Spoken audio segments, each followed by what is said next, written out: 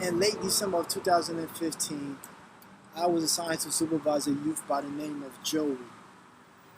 During our initial conversation, he informed me that he wanted to secure employment, but he didn't have his legal documents, birth certificate, social security card, and Florida ID. But I saw a high level of motivation in him, and his story was relatable to mine because he was a kid from the inner city looking for opportunity to be great.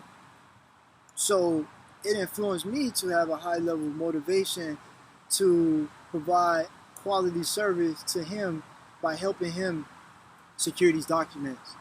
At the top of the year, I decided to take Joey down to the local health department to secure a replacement birth certificate. While at the facility, I saw frustration on his face as well as confusion. So I decided to intervene on the conversation he was having with the rep, and it was determined that the name that he provided didn't match what was in the system and what was on his original birth certificate matching his social security number. I was able to talk with the rep in private, and I convinced her to order the birth certificate, but she advised me that Joey would have to provide a legal document with his current name and social security number on it. After a few days, I had a conversation with his mother.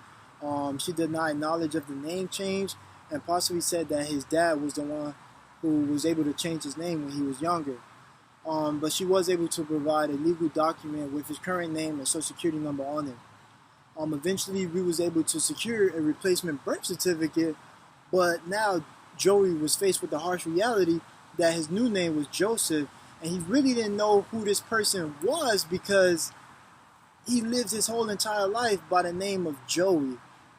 Over several weeks, we faced a lot of challenges, and we became frustrated with the local DMV as well as the Social Security office in securing his Florida ID and Social Security card.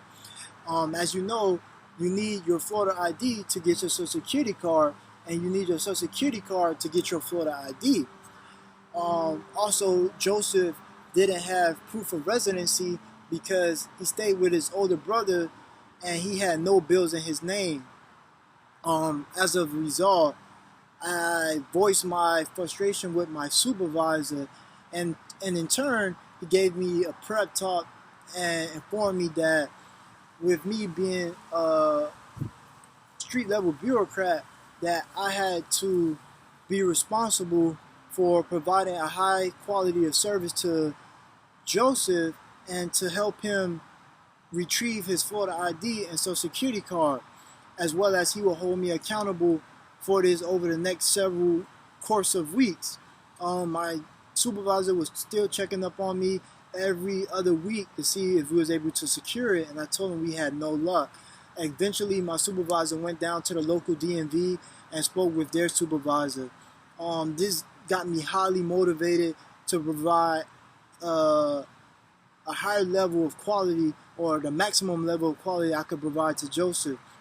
So on January 21st, I drafted up a proof of residency, and I went down to Joseph's house and told him to get ready, as well as I had his brother sign a proof of residency, and I guaranteed them that I would secure his Florida ID and Social Security card. Eventually, we went down to the local DMV, and I spoke with his supervisor, showed them that I work for the Department of Juvenile Justice, and I flashed my badge. Eventually, Joseph was approved for his Florida ID, but he thought the first original Florida ID was free, and it wasn't. So he didn't have the funds to pay for it. Without any second thoughts, I gave Joseph the money to pay for his ID, and he was very appreciative of what I had done. And I told him, you don't even have to thank me. It just felt right for me to do that. Eventually, we was able to secure his Social Security card, and I think several weeks later, he was able to secure a job as a chef at a local Broward restaurant.